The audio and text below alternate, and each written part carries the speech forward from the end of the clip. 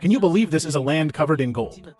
Just take a metal detector and sweep casually, effortlessly, and you can find gold nuggets the size of a fingernail. Todd is on his way to Oregon, looking for a new mining site for next year. Otherwise, he and his team will all be unemployed next year.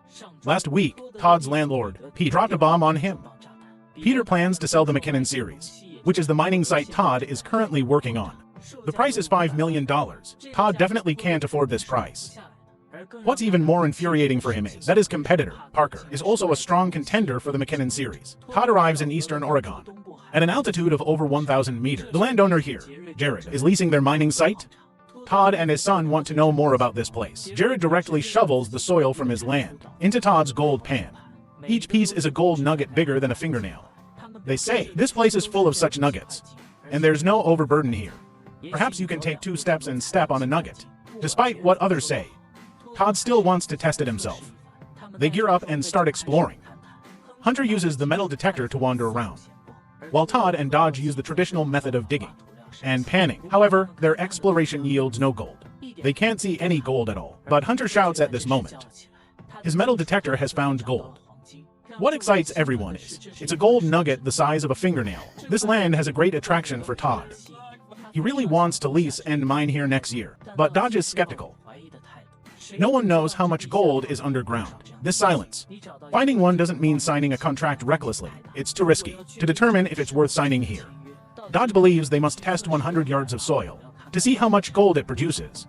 They call in some team members and bring in a small or washing machine. Todd decides to dig 100 yards of soil here to see how the situation is. The small or washing machine is quickly assembled. They start the test of 100 yards of soil.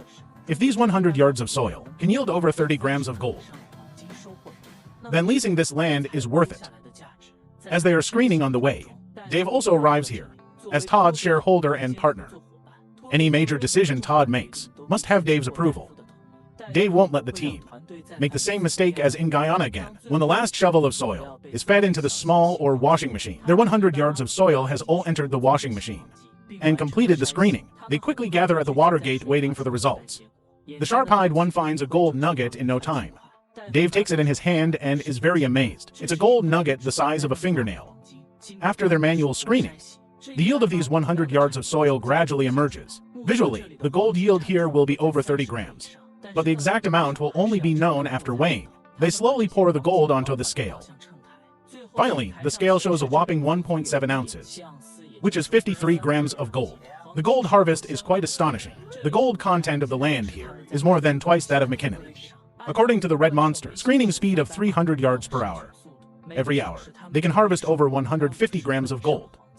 Todd believes that if he doesn't lease this place, it will be the biggest regret of his life. This is his first choice for next year. Now their work in McKinnon West is not over yet. The decisive battle of the gold rush is not settled. The showdown between the Gold Kings has not determined the winner yet.